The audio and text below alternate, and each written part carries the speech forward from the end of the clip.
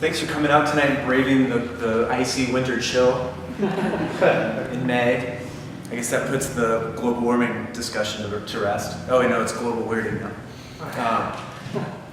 Thank you for coming out. My name is Michael Leahey. I'm a sustainable development consultant, and I'm really honored to share the stage with these brilliant artists. I've actually been wanting to hear. I heard Griffin's poem on sustainable development and the environment about a year and a half ago, and I've been anxiously awaiting the opportunity to share a stage with you, so thank you very much. Tonight we're going to talk about sustainable development in Asheville and go through a summary of some of the work that I've done over the last few years working with the Asheville Hub, which is a civic leadership group here, whose mission is innovative economic development. So my background is actually in business management. This is me from my first day of my corporate job that I worked at for 5 years coming out of school. I studied business at the University of North Carolina, and I worked for 5 years for General Electric.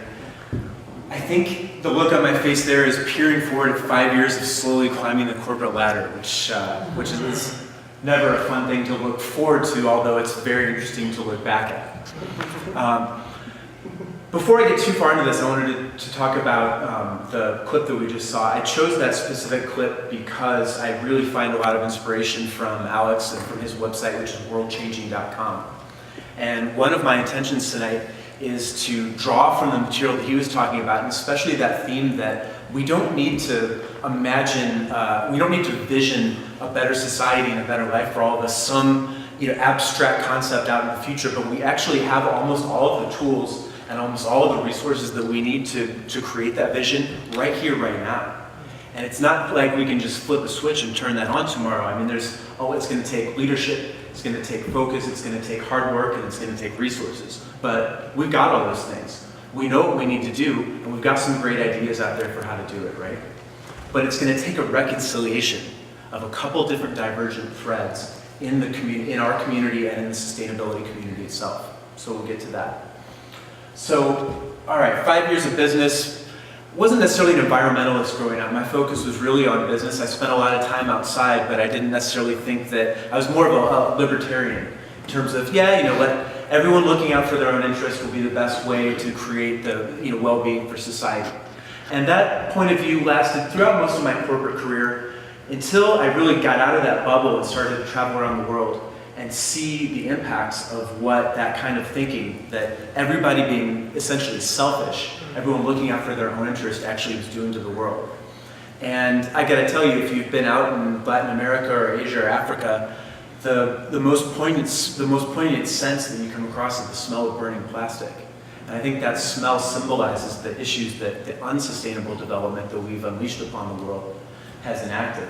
So after spending a few years traveling around and doing some volunteer work, I took a sabbatical from my career at GE, spent a couple years in Latin America and Asia, and fast forward to 5 years later, to being inspired by two really important works. One of them is Permaculture Design Manual by Bill Mollison, and the other, Natural Capitalism. So although both of these are in the broader realm of sustainable development, they take very different tactics. One of them, more grassroots, more what we call low-tech, more communitarian. The other, Natural Capitalism, deals with corporations, economic development, renewable energy, high technology. These two divergent threads are at sometimes opposed. And in fact, it's really interesting that advocates of sustainable development will often take one of those sides or the other. And what I want to talk about today is the fact that the challenges that are facing us are so massive, and the situation that we've gotten ourselves in through the unsustainable development that we've experienced requires both solutions to be on the table. Or to use West North Carolina dialect, whatever it is, I'm for it. Yes. So fast forward a few years later, and the previous corporate management consultant is running an organic fruit farm in Hawaii. I look quite a bit happier in that picture today. There was a time where I didn't think I was ever going to go back to working with businesses or working even in the developed world. I was teaching yoga and managing a farm in Hawaii, and it seemed like that was going to be my final stop. But after a few years of doing that, I realized that there was a need in the grassroots community and small businesses for the kinds of business management tools for the kind of thinking that could unify the grassroots community perspective with the higher tech economic development orientation. So that's, in fact, what brought me to Asheville. And there's three things that I want to talk to you about tonight to really drive home about what we need to do to become more sustainable in Asheville. One is the concept of tying together these divergent threads. Two draws back to Alex Steffen, that the tools that we have aren't really super revolutionary and high tech, although I was really excited to see some of those really innovative projects that he was talking about in the developing world. The things that we need to do here in Asheville to become more sustainable, we already have almost all of these resources. And in fact, we have models from our neighbors in the South and the East Coast, and especially on the West Coast in San Francisco, Portland, Seattle, and Vancouver. Things that are doable, and again, are going to take some hard work and some committed resources, but we don't have to wait for a technological revolution to get them done. We can already do them now. So, arose by any other name, livability, sustainability, resilience. Let's keep all the solutions on the table. Think globally, act locally. Let's look out at the best resources, the best examples that we have on the planet, and bring those ones that are the most actionable back home here. And third, get a little more esoteric at the end, action by non-action. Talk about, now I'm a data guy, I'm a business guy and a statistics guy, and I love numbers and graphs and charts, but one of the things that I realized, one of the main conclusions coming out of these 2 years of work with the Hub, is that when data and logic and models and economics fail, art and public speaking and theater and poetry can sometimes step up and take the lead. So we'll get into a few examples of that.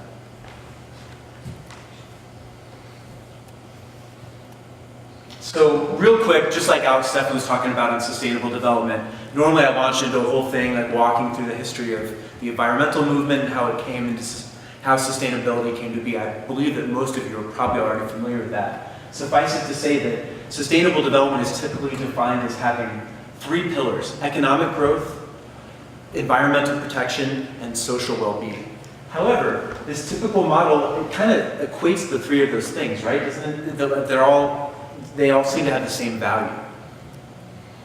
And this other symbol that we often see of the three concentric circles, while I love the symmetry and the geometry of it, it doesn't quite seem right, because sustainability would be what's in the middle of that circle there, but it seems to say that the economy and society and environment are almost separate things that are converging. Isn't it all connected? Now this one is a little bit closer because it shows the economy being embedded within society, right? How can the economy exist without us? There wouldn't actually be an economy without society. And then society itself is embedded within the context of the environment. So we're getting closer, and in a few slides we'll get to a different conception of sustainability that we came up with. So there's some paradox. There's some paradox here, because on one hand, and as my students at Warren Wilson are quick to point out, this economic development and valuing the economy and sustainability, isn't that the very attitude? Aren't those the very things that got us into the problems that we're in today? Don't we need to move away from an economic paradigm and look outside of that reality? And in the idealistic bubble of being a university student, I can see how you might think that. However, why leave economic development off the table? To bring in the broader breadth of society, we really need to be able to speak in a language that pulls in the folks that, unlike probably most of us in the room, aren't valuing the environment just for the environment's sake. And in fact, to be able to learn how to speak in the realm of economics and business without sacrificing our values, without bullshitting that we're talking about something that we aren't. We're clearly valuing the environment, but we can talk about them in a way that recognizes the fact that protecting the environment is the most important thing we can do for the economy in the long run. And in fact, I think those things are becoming clearer and clearer, and gets more obvious today than it was 2 years ago, due to, look at the headlines.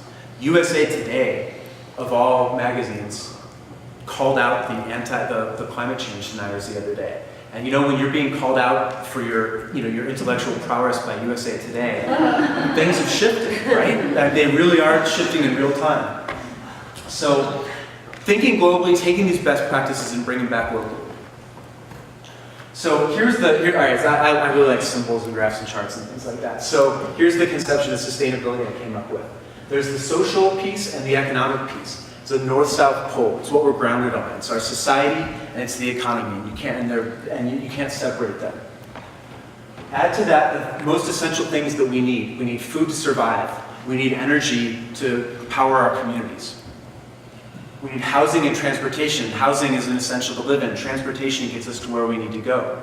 Interconnect all of these things and embed it within nature, air, earth, fire, and water. It's a little bit harder to draw than the 3 concentric circles, but I can. The other cool thing about this is that going around town and presenting this to City Council, to the Buncombe County Commissioners, to the Hub and other leadership groups, I'm secretly embedding sacred geometry in this picture. We've got the upside down, the pyramid and the upside down pyramid, right? We've got the fusion of the sacred feminine and the sacred masculine.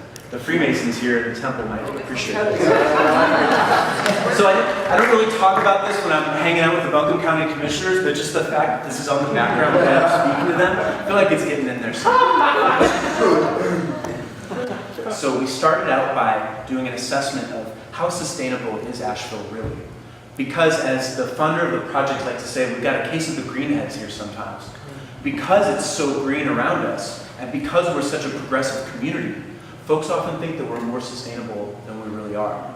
So the work that I was doing set out to measure, to actually quantify how sustainable we are on a variety of factors that we'll get to in a second, and then to vision ahead, to look at these best practices for all around the world, set targets as a community, and figure out how we can bridge the gap between where we are and where we need to be. So, long before European settlers came to the mountains of southern Appalachia, the Cherokee built their civilization by the banks of the rivers they called the Long Man. This is a map of western North Carolina. The reason we are of the 4-county region. The reason that we look at this is because obviously environmental issues don't respect our political boundaries. So even though the action that we have to take a lot of the time does depend on local politics and local decision making, the perspective that we need to take is regional. The air, the water, the rivers flowing from Transylvania County through Asheville into Tennessee and then all the way into the Mississippi River. So while we take action locally, we need to have a little bit broader perspective on the environmental issues that we're discussing. The other major factor that the 800-pound gorilla that we have to look at is population growth. And even folks that I work with who are a little bit more skeptical that sustainable development isn't an oxymoron in and of itself, because there's some valid arguments to be made that development itself, again, is part of what got us into this. We can't deny that the population is growing and is going to continue to grow. And even if we don't factor in the refugees from the coast that might come if the sea levels rise 10 feet like they're predicted to do by the end of the century, people are coming to Western North Carolina to live just because it's a really beautiful place to come and live because of our quality of life. So when you factor in quality of life and people potentially moving here because of disasters, one way or another, we have to factor in the fact that more and more people are going to be living here and that they're going to be consuming more and more natural resources. So this is a total eye chart and not meant for you to read through, but we've been doing this for a while. We've been getting together and talking about what it is that we need to do, visioning. 2006, David McConville's Design Science Lab. 2007, the Johnson Controls Vision Session. 2008, Steve Cochran's Sustainability Alliance of the Mountains. 2010, HUD and the EPA, these government agencies, came and did a community session down in the River Arts District. We spent a lot of time talking about a vision. And in fact, the things that our community has said again and again and again that we want to see are all the same thing. Greater collaboration. Number one, partnerships, collaboration. Every single session, every single year, that's what we recognize that we need. Renewable energy sources, more local food, mass transit, better land planning. It's not rocket science. And while it's exciting to think about all the innovative things going on in the rest of the world, in the developing world, the things that we need to do here are fairly established.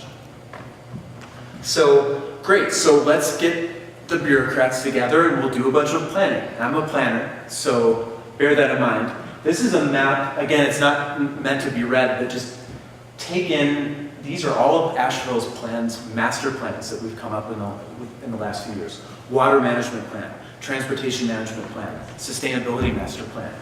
This is, the arrows are the connections between them all. So, do you see a pattern there? I don't either. Really? There isn't a pattern there. These well-intentioned, smart, activated, excited people that worked really, really hard on all these plans didn't align their strategies, goals, or actions with any of the other plans. Now, there are a few small exceptions to that, but by and large, there was no mechanism for driving these things together so that we could say, hey, maybe somebody already did all of this research on population growth, or on water quality, or on the transportation systems. Maybe we can build off the work that our community has already done, not have to recreate the wheel every time we come out and do this kind of strategic planning. So this spaghetti dish represents the level of organization of our regional planning efforts to date. So what do? We came in and we surveyed all of these master plans and gathered the data on the most important factors that we would need to assess where are we today in terms of sustainability. Community indicators is the jargon for this, and it's a global phenomenon right now. Nations, states, municipalities, and even, as I believe our next speaker is going to touch on, down to the level of neighborhoods and communities, are looking at these kinds of indicators to put some kind of numbers on, to actually quantify where it is that we're at. So on the sustainability, we looked at 16 different indicators, and I'll quickly walk you through a couple of those. This is the lights. The easy way to help people assess, to read through these things, especially those who aren't oriented to reading graphs and charts, was to use a green, yellow, and red light system. Red means the trend is getting worse. Yellow means it's more or less staying the same, and green means it's getting better. We looked at a whole bunch of different factors, but here's a couple that were pretty interesting. This is the yellow gauge. These mostly deal with our natural resources, and we can see that stream quality got worse, or got, in fact, better and better over the years, and now is kind of settling out. So our water quality isn't getting drastically worse, but isn't getting a lot better either. Water consumption, we're slowly consuming more and more water over time. It's not a disaster situation yet, but our consumption is increasing. Air quality kind of has some spikes up and down over the years, but is generally staying relatively stable. And waste and recycling, the amount of waste we're producing more or less the same, recycling rate getting a little bit better. Now the red page. The red page, interestingly, is more, the last page dealt more with our natural resources. This deals more with our built environment as opposed to the natural environment. So the ways that our industry interacts with nature. Energy consumption, despite the fact that we've lost a huge amount of factories and industrial production, the average, and despite all the work we've done trying to raise awareness about energy consumption over the last few years, energy consumption is getting gradually greater. Land use, the green line is the protected land, and the red line is development.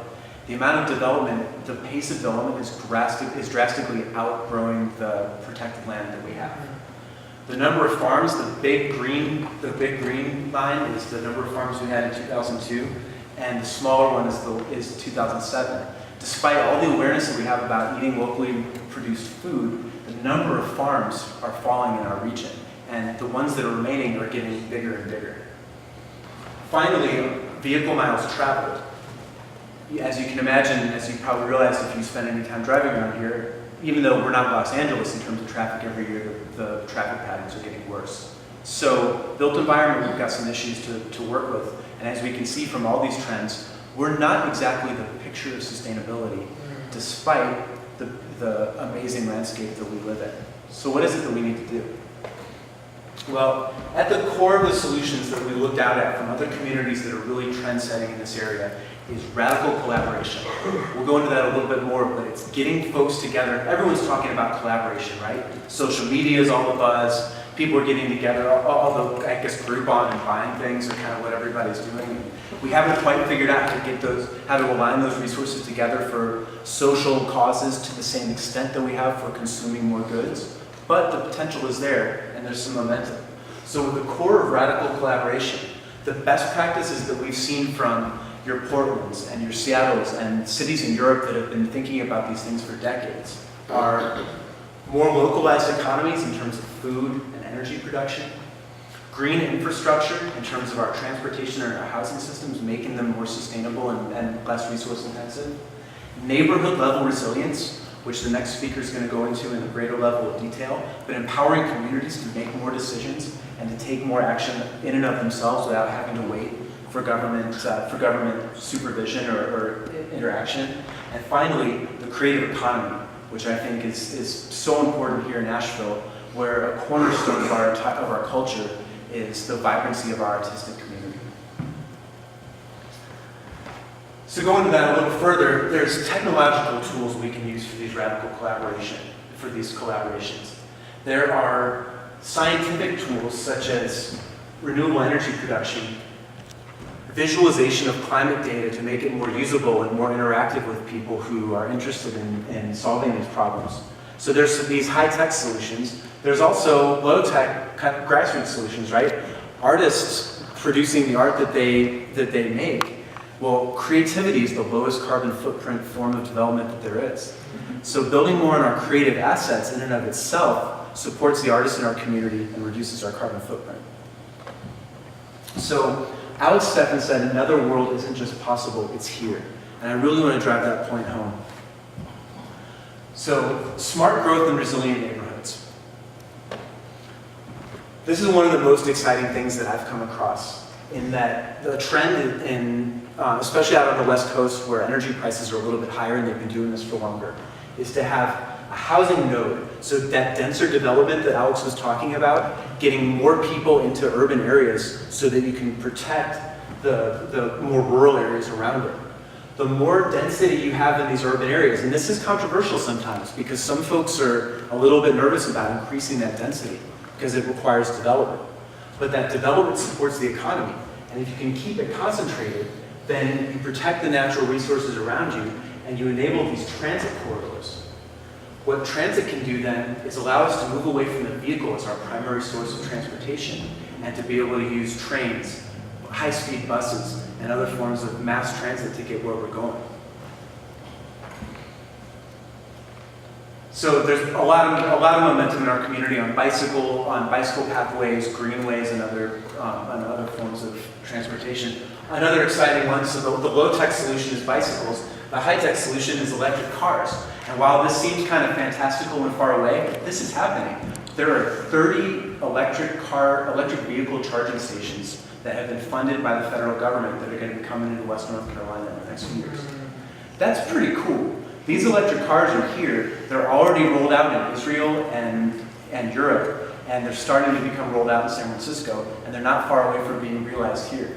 From the housing perspective, again, starting with the low tech, we've got off-grid, we've got urban building has quite a foothold here, and there's a couple really innovative nonprofits in our area that are trendsetting in that field, as well as the smart grid. The smart grid, Alex talked about that.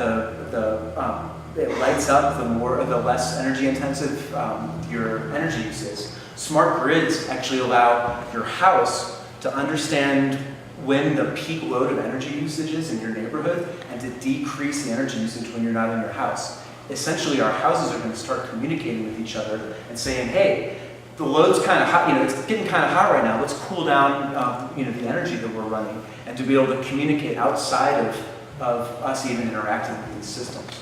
Boulder, Colorado recently invested $100 million in smart grid technology that's already reducing their carbon footprint as a community.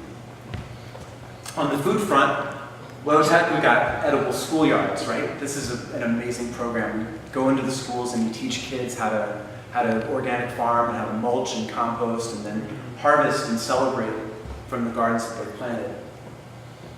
Hydroponic labs on the flip side, in Brooklyn, New York, they're converting the rooftops of buildings into these hydroponic labs that are feeding people in poor communities in New York City that don't have access to farm fresh food.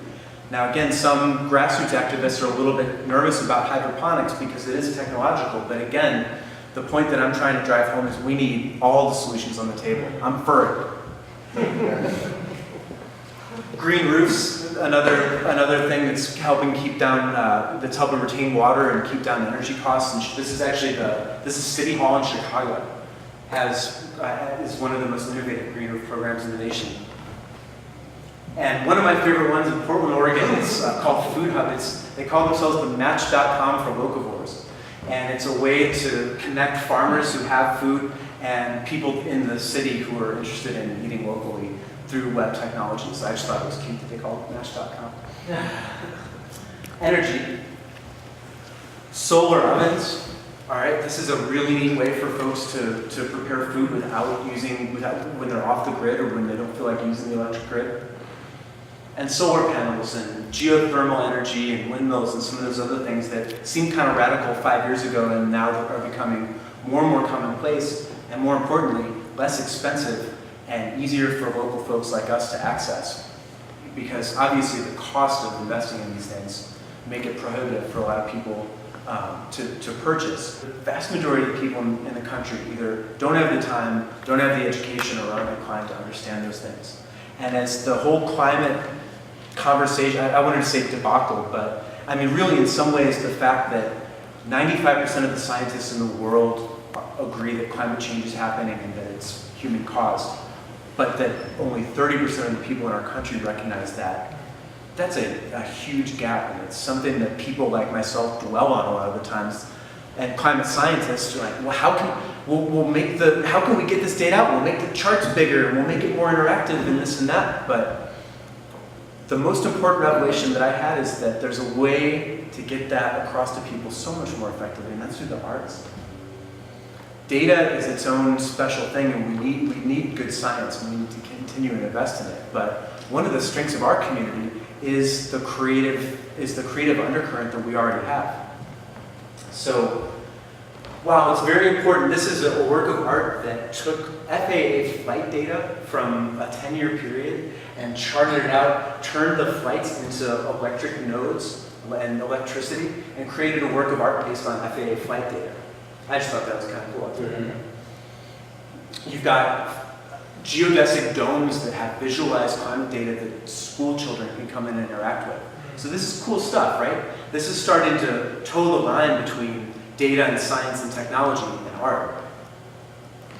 There are serious games. It's one of the things Alex Stefan talked about. We've actually got a couple companies that have recently relocated to Asheville that are creating games that are interactive and that teach and that help people solve global problems, including climate change, from the perspective of a video game.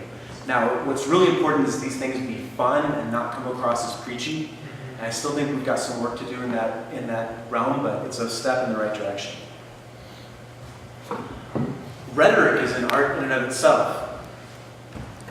The best rhetoric in history was probably the King James Version of the Holy Bible, which was studied thoroughly by your friend of mine, William Shakespeare, and then built on by Abraham Lincoln.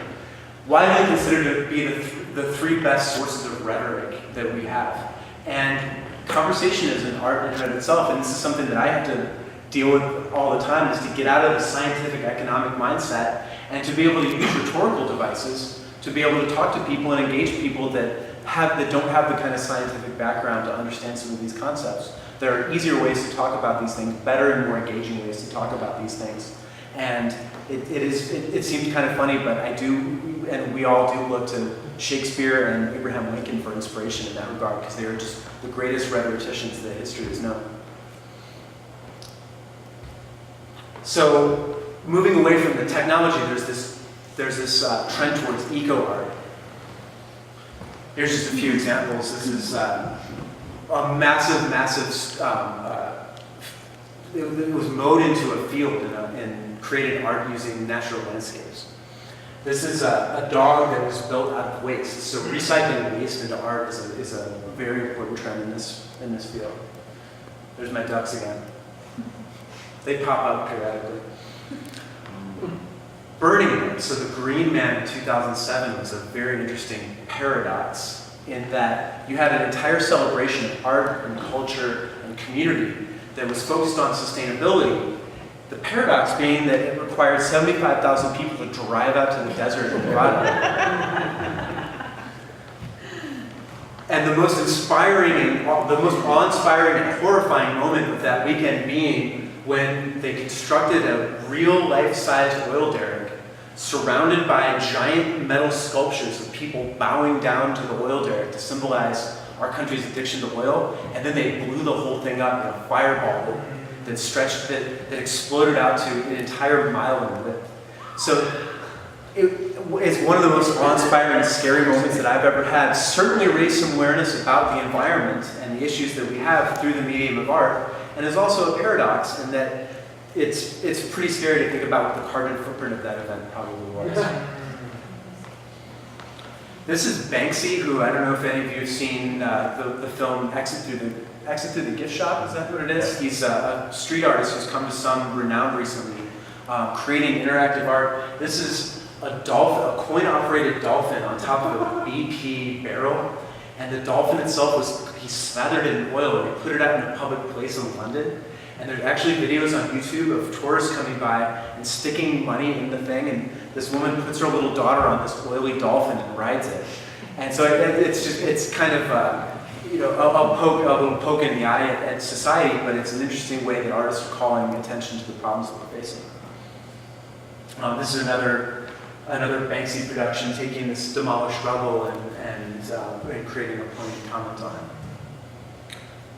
This is actually, it's hard to read, but this is 350. These are urban artists tagging underused space in the city and drawing awareness to 350.org, which is a global movement that's addressing climate change. And finally, art can use humor to create awareness. There's debate about climate change and sustainability. On one side, beware the climate abyss. On the other, there is no abyss. And the mass media tends to equate these two positions, right? Because they want to be fair and balanced. So this guy, Uncle Sam here, he decided truth must be somewhere in the middle. This is a visualization of what our cities would look like if nature was allowed to come back, or if there's some unforeseen circumstance that did. And this is a Gothic cathedral in England being retaken by nature and covered by nature. It's a really powerful drawing when you see it, or it's a really powerful piece of art when you see it in better lighting.